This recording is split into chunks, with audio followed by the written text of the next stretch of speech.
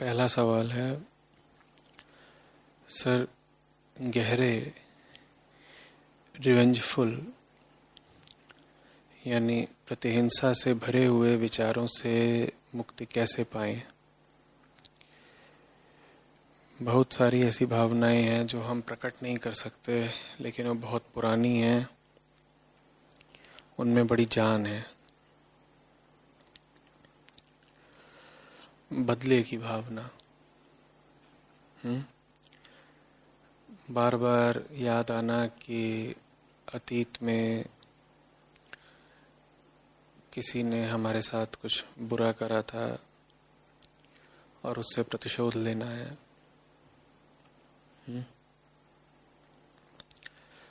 तुम्हारे साथ अतीत में किसी ने कुछ करा, वो बहुत कोई अच्छा काम था क्या? बहुत ऊंचे तल का?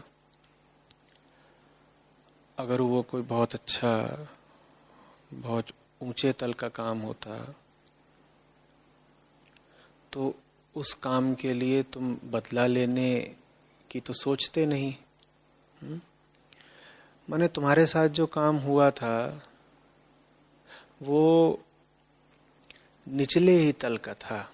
किसी ने कोई घटिया ही हरकत करी थी तुम्हारे साथ।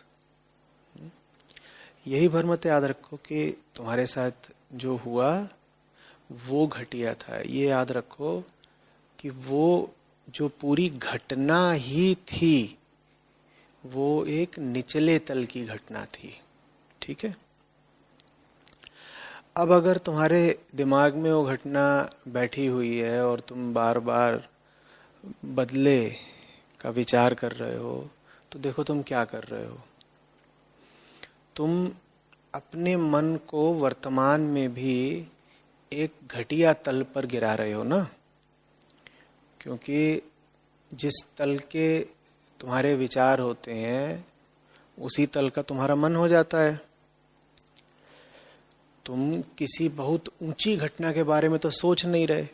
अतीत में भी कुछ बहुत अच्छा, बहुत ऊंचा, बहुत प्रेरणादायी हुआ हो, उसके बारे में तुम बार बार सोचो, तो वर्तमान में भी तुम्हारी चेतना में, तुम्हारे मन में एक ऊंचाई आएगी, तुम्हारे जीवन में एक ऊंचाई आएगी।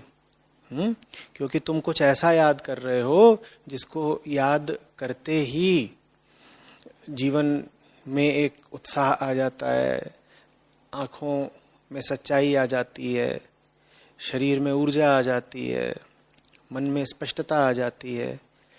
कुछ ऐसा याद कर रहे हो तो बहुत अच्छा है तुम्हारे साथ। लेकिन तुम तो जो कुछ याद कर रहे हो इसलिए कर रहे हो क्योंकि तुम्हें बदला चाहिए। बदला तो किसी बुरी ही बात का लिया जाता है। माने तुम कुछ बुरा याद कर रहे हो, है ना? उसी को मैं कह रहा हूं घटिया तल की घटना। बुरा याद कर कर के तुम इस पल को, वर्तमान को भी क्यों खराब किए ले रहे हो? जो घटना पीछे घटी वो तो बीत गई, लेकिन उसका विचार करके तुम इस क्षण को भी अपने नीचे गिराए ले रहे हो। देखो, पीछे अतीत में तुम्हारा किसी ने कुछ नुकसान हो सकता है कर दिया हो, या तुम्हें आहत कर दिया हो, चोट पहुंचा दी हो, लेकिन वो नुकसान जैसा भी था बीत गया। उससे कहीं ज्यादा बड़ा नुकसान तुम अपना करे ले रहे हो अभी भी उस पुरानी बात को याद करके। वास्तव में अगर कोई दुश्मन है तुम्हारा, तो तुम्हारी इस बदला लेने की नीयत पर खूब हंस रहा होगा, क्योंकि दुश्मन तुम्हारा नुकसान करना चाहता है ना। नुकसान वो अतीत में तो थोड़ा ही कर पाया, लेकिन आज ज्यादा किए दे रहा है।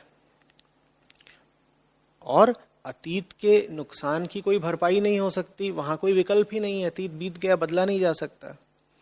लेकिन अभी तुम्हारे पास विकल्प है कि तुम मन में ऊंचा ख्याल भी रख सकते हो और नीचा ख्याल भी, और तुम उस विकल्प का गलत इस्तेमाल कर रहे हो।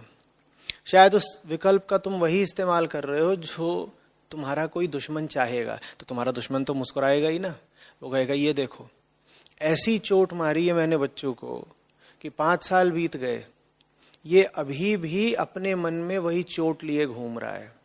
दुश्मन को करारा से करारा जवाब तो ये होता कि तुम कहते वो चोट हम बहुत पीछे छोड़ाए, उस चोट को हमने बिल्कुल भुला दिया।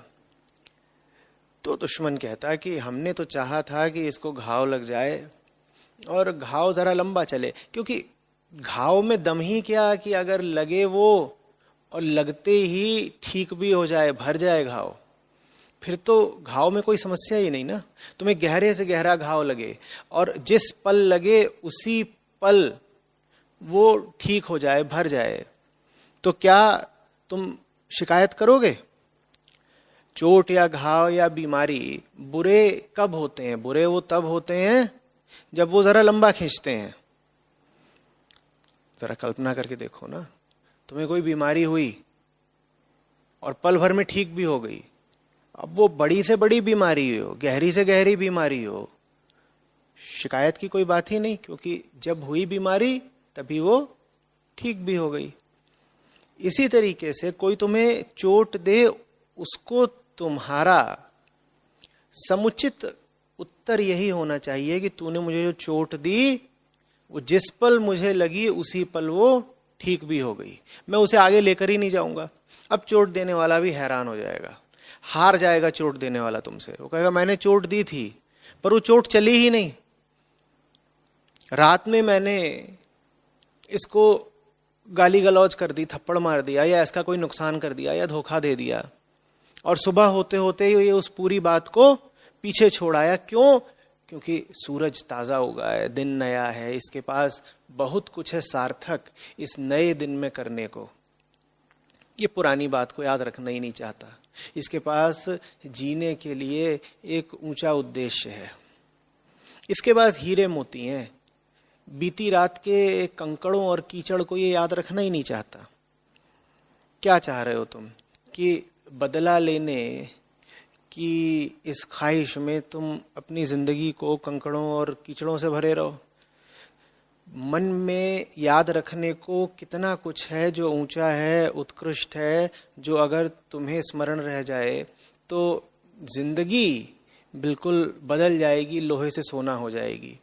वो सब याद रखने की जगह तुम क्या याद रख रहे हो?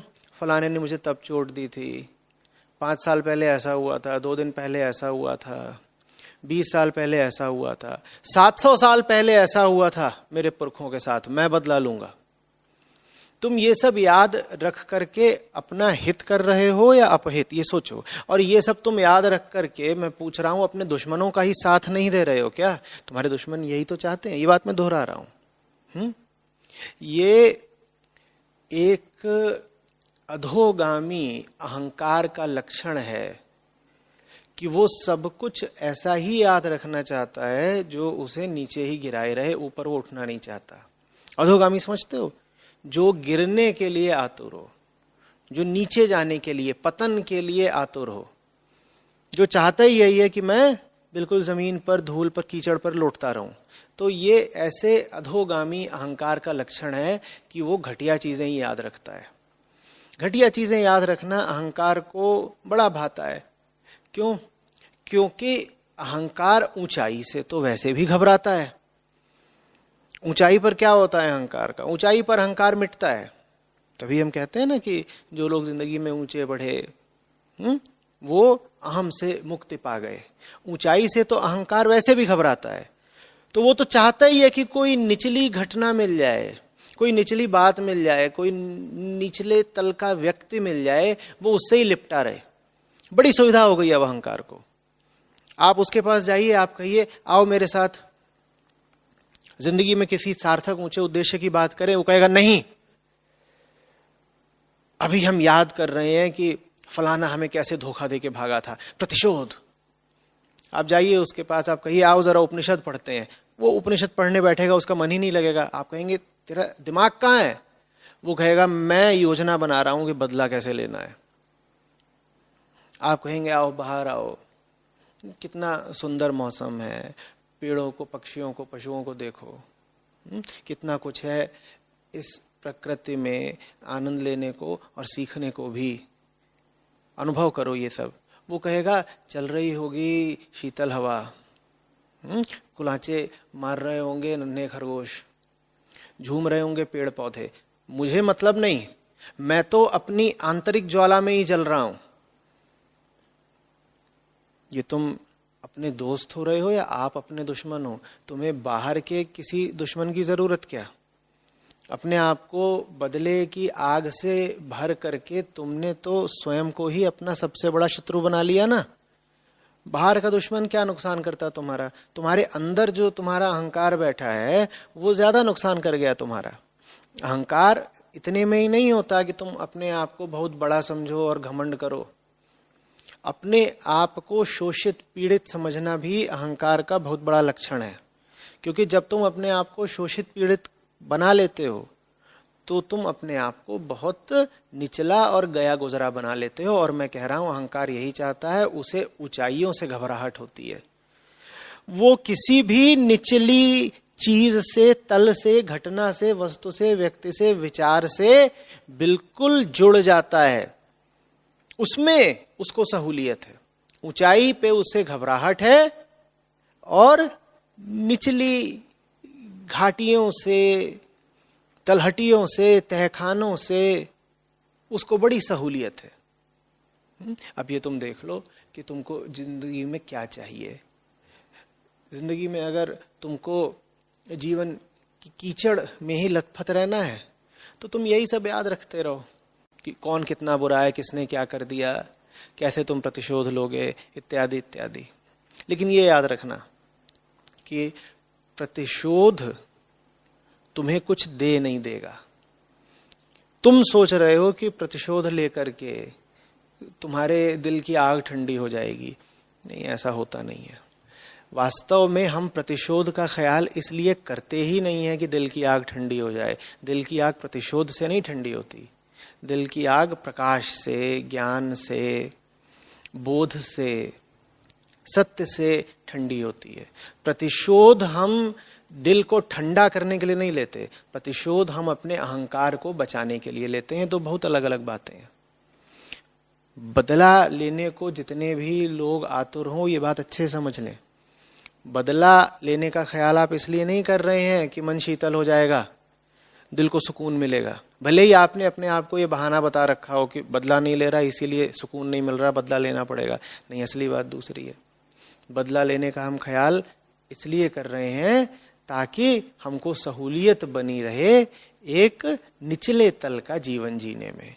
हर ऊंची चीज से, हर ऊंचे ख्याल से हम बचे रह सकें, इसलिए हमने अपने मन को बदले इत्यादि के निचले जलते हुए ख्यालों से भर रखा है। क्या आप ऐसा ही करता रहना चाहते हैं? आप ये जानिए, आपकी मर्जी है, ये चुनाव आपको करना है।